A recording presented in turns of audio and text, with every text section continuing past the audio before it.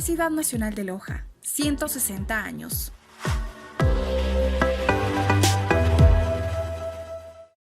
Hola con todos, mi nombre es Brian Aguilar de la Universidad Nacional de Loja. En la materia de antenas les voy a hablar acerca de antenas de banda ancha. Como una breve introducción a este video vamos a ver una breve introducción seguida por antenas de hilo, otras antenas, antenas de hélice con espira, antenas logoperiódicas y antenas fractales. Por antenas de banda ancha se entiende habitualmente aquellas antenas que mantienen algunos de sus parámetros como son impedancias, dirección del haz principal, directividad, entre otros, constantemente o variaciones pequeñas en un margen de frecuencias grandes, por ejemplo entre 2 o más octavas. Otro concepto asociado es que las antenas independientes de la frecuencia, en este caso se tratan de antenas con un comportamiento que no varía con la frecuencia. Ahora hablaremos de antenas de hilo. Históricamente las primeras antenas de banda ancha fueron las antenas de hilo largo o antenas de onda progresiva, ya que era la única manera de realizar antenas de tamaño eléctrico apreciable. Se acostumbraba a emplear estas antenas en las comunicaciones ionosféricas en la banda de frecuencias bajas, medias y altas. En esta sección también está la antena de hilo largo o la de Verage. Está formada por un hilo de varias longitudes de onda terminado con una carga. El hilo y el plano de tierra forman una línea de transmisión con una impedancia característica, que es una función del diámetro del hilo y de la distancia del plano de tierra. En esta parte se nos dice que si el extremo del hilo se carga con una impedancia característica de línea de transmisión, no existirá una onda reflejada y solo se excitará una onda de corriente progresiva. Y si las pérdidas óhmicas y de radiación en la línea son pequeñas, la onda de corriente progresiva puede considerarse de amplitud constante con un término de propagación de fase. El diagrama de radiación nos dice que tiene simetría de revolución respecto al eje del hilo y a la dirección del máximo que se encuentra desplazada por el producto de la función sin y del seno. También se nos dice que la dirección del máximo viene dada en tal caso por el hilo, que sea la longitud mucho más grande que la longitud de onda. Otra antena de la que lo haremos a continuación es la antena en V. Está formada por dos hilos de longitud L que forman un ángulo alfa respecto al eje de la V.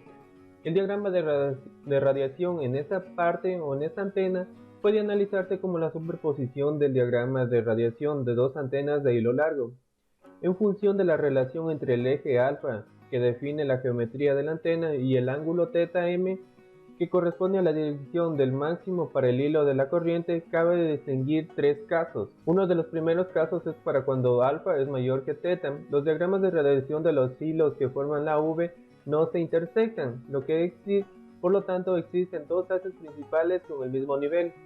También está para cuando alfa y θ son iguales.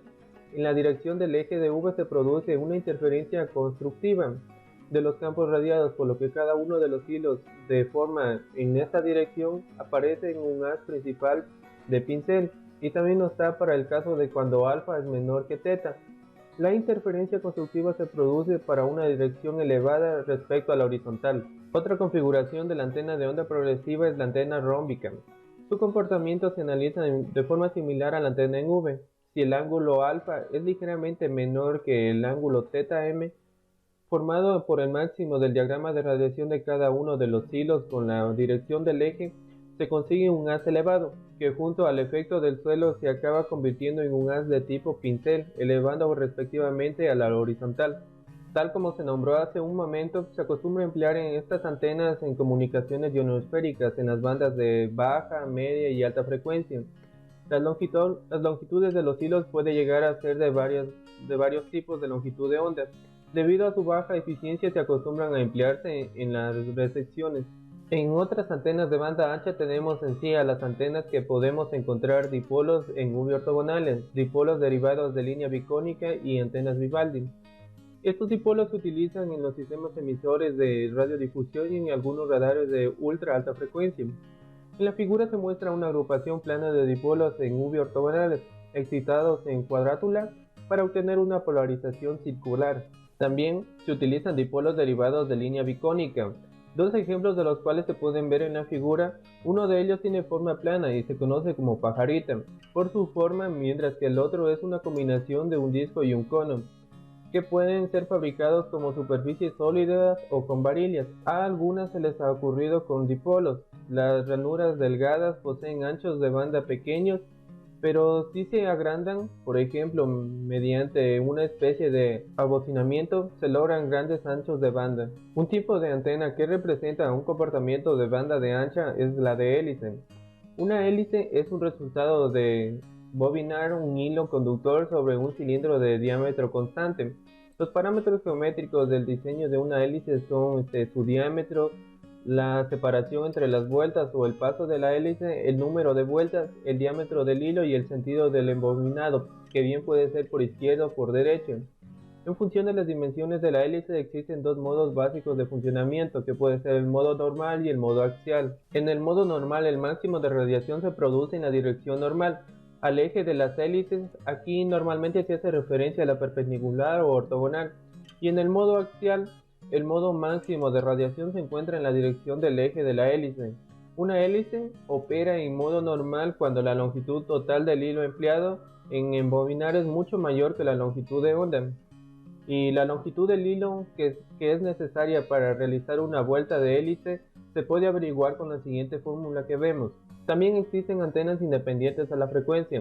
En todas las antenas analizadas hasta el momento, sus parámetros de resistencia de radiación, directividad, entre otros, dependen de sus dimensiones, como de la longitud, diámetro, radio, pero no en términos absolutos, sino en función de la longitud de onda. De esta forma, Runcie estableció el siguiente principio, que una antena cuya geometría puede ser descrita únicamente en función de ángulos tendrá un comportamiento independiente de la frecuencia, ya que su geometría no varía al realizar el escalado. El comportamiento puede ser de banda muy ancha si toda la onda de corriente que se propaga en la estructura decae rápidamente al alejarse de los terminales de alimentación.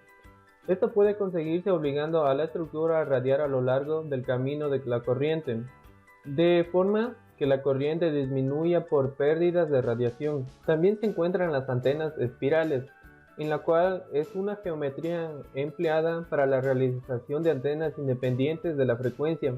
Es la espiral. Entre las antenas encontramos que la espiral equiangular planar y la espiral cónica. Una antena en espiral puede formarse a partir de 4 espirales convenientemente rotadas. La antena puede ser autocomplementaria o no, dependiendo de cuándo estén rotadas las diferentes espirales que lo definen. Un problema común a todas las antenas de gran ancho de banda es alimentarlas correctamente dentro de todo el margen de frecuencias de funcionamiento. La antena espiral equiangular planar debe alimentarse de forma equilibrada, es decir, que en cada uno de los brazos de la espiral debe circular una corriente de la misma amplitud. La línea de transmisión que permite cubrir grandes anchos de banda sin pérdidas. Otro tipo de antenas que veremos son las antenas logoperiódicas. La estructura autoescalable cumplen con los principios de Runcie y tanto son adaptadas para realizar antenas independientes a la frecuencia, considerándose inicialmente la configuración plana que vemos en la figura. Esta es una estructura autoescalable y en este caso con un beta de 90 grados es autocomplementario. Sin embargo, se tiene una amplitud de corriente total constante en función de la distancia de los terminales, por lo tanto que al truncarla aparecerá una onda estacionaria y la antena dejará de ser independiente a la frecuencia.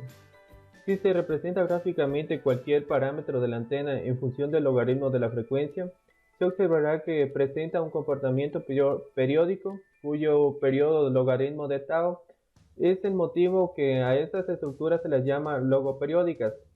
Nótese que una antena logoperiódica no sería de banda ancha si los parámetros de la antena variasen dentro de un periodo más de lo permisible. Algunas antenas fractales tienen propiedades geométricas que permiten construir antenas con un comportamiento multifrecuencia.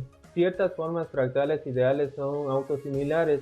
De forma intuitiva, un objeto clásico de geometría fractal autosimilar es la alfombra de Sierpinski. En la figura se muestra el proceso de construcción de esta alfombra, truncada a 5 interacciones. Nótese que la forma general se representa dentro del mismo objeto con dimensiones más pequeñas. El objeto resultante no es autoescalable en el sentido definido. De la presente investigación se pudo llegar a las siguientes conclusiones, en el cual nos dice que se incorporan nuevas tecnologías que ayudan al desarrollo de la sociedad. Hay sistemas prácticos y de bajo costo para los usuarios para que los puedan usar en su beneficio y sus necesidades. Se deben considerar vulnerabilidades como el tamaño de los elementos a usar, las potencias que consumen, anchos de banda requerido por cada usuario, entre otros factores. Y también se puede ver la bibliografía que se empleó para el siguiente trabajo.